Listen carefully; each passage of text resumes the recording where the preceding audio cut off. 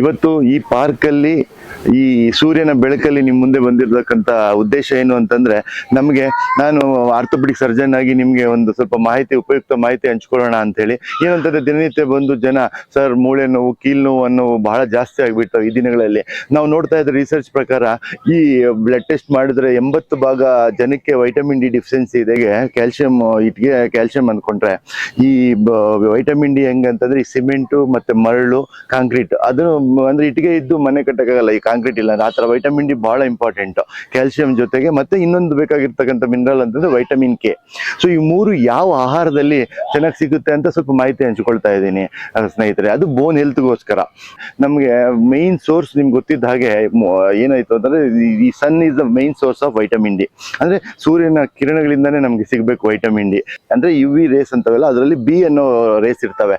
ಆ ರೇಸ್ ಸಿಗೋದು ನಮಗೆ 10 ಗಂಟೆಯಿಂದ ಒಂದು ರಿಸರ್ಚ್ ಪ್ರಕಾರ ಮ್ಯಾಕ್ಸಿಮಮ್ ಒಂದು 2 ಗಂಟೆವರೆಗೂ ಸಿಗುತ್ತೆ.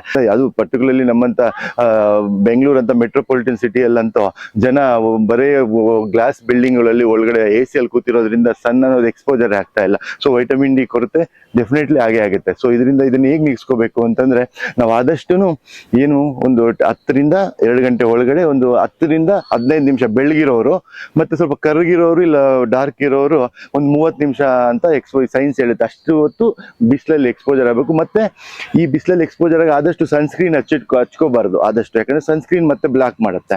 ಸೊ ಮತ್ತೆ ಆದಷ್ಟು ಈಗ ಸನ್ ಗ್ಲಾಸಸ್ ಹಾಕೊಬಹುದು.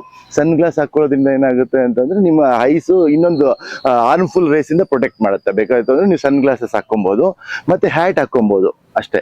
ಮತ್ತೆ ಈ ಆದಷ್ಟು ಈ ಫುಲ್ ಸ್ಲೀವ್ಸ್ ಶರ್ಟ್ಸ್ ಹಾಕೊಬಾರ್ದು, ಯಾಕಂದ್ರೆ ಇಲ್ಲೆಲ್ಲಾನು ಫುಲ್ ಸ್ಲೀವ್ ಶರ್ಟ್ ಹಾಕೊಳ್ಳೋದ್ರಿಂದ ವೈಟಮಿನ್ ಡಿ ಸಿಗಲ್ಲ.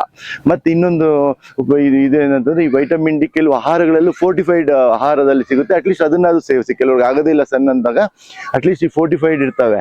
ಈ ಮಿಲ್ಕ್ ಪ್ರಾಡಕ್ಟ್ಸ್ ಅಲ್ಲಿ ಫೋರ್ಟಿಫೈಡ್ ಇರುತ್ತೆ. ಈ ಆರೆಂಜ್ ಜ್ಯೂಸ್ ಅಲ್ಲಿ ಫೋರ್ಟಿಫೈಡ್ ವಿತ್ ವೈಟಮಿನ್ ಡಿ ಅಂತ ಬರ್ದಿರ್ತಾರೆ. ಆದಷ್ಟು ಆ ಜ್ಯೂಸಸ್, ಆ ಆಹಾರಗಳು, ಡೈರಿ ಪ್ರಾಡಕ್ಟ್ ಆಗಲಿ ಆ ತರ ಆಹಾರಗಳನ್ನ ಮತ್ತೆ ಸೇವಿಸಬೇಕು ಸ್ನೇಹಿತರೆ.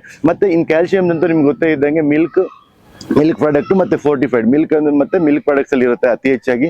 ಮತ್ತೆ ನಾನ್ ವೆಜಿಟೇರಿಯನ್ ಫುಡ್ ಅಲ್ಲಿ ಇರುತ್ತೆ. ಮತ್ತೆ ವೆಜ್ ಅಲ್ಲಿ ಬಂದ್ರೆ ಲೀಫಿ ವೆಜಿಟೇಬಲ್ಸ್ ಅಲ್ಲಿ ಇರುತ್ತೆ. ಕೆಲವು ಸೀರಿಯಲ್ಸ್ ಇರುತ್ತೆ, ರಾಗಿ ಮತ್ತೆ ಈ ತರ ಜವರು, ಅದರಲ್ಲೂ ಸ್ವಲ್ಪ ಅತಿ ಹೆಚ್ಚಾಗಿರುತ್ತೆ. ಅದನ್ನ ಸೇವಿಸಬೇಕು ಕ್ಯಾಲ್ಸಿಯಂದು.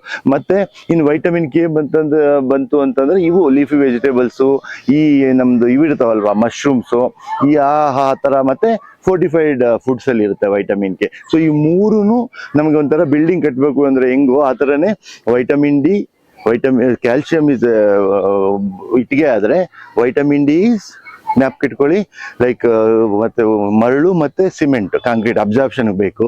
ಮತ್ತೆ ವೈಟಮಿನ್ ಕೆ ಒಂದು ಪ್ಲಾಸ್ಟ್ರಿಂಗ್ ಅಂದ್ಕೊಳ್ಳಿ. ಆ ಥರ ಈ ಮೂರು ಆದ್ರೇನೆ ಒಳ್ಳೆ ಸ್ಟ್ರಾಂಗ್ ಬಿಲ್ಡಿಂಗ್. ಹೆಂಗ್ ಸ್ಟ್ರಾಂಗ್ ಬಿಲ್ಡಿಂಗ್ ಆಗುತ್ತೋ ಸ್ಟ್ರಾಂಗ್ ಬಾಡಿ. ಅದ್ರ ಜೊತೆಗೆ ಡೆಫಿನೆಟ್ಲಿ ನಾನು ವಾಕ್ ಅಂಡ್ ಎಕ್ಸಸೈಸ್, ಅದಕ್ಕೆ ನಿಮ್ಮ ಮುಂದೆ ನಾನು ಪಾರ್ಕಲ್ಲಿ ಬಂದಿದೆ. ಯಾಕಂದ್ರೆ definitely walk and exercise is also important along with this.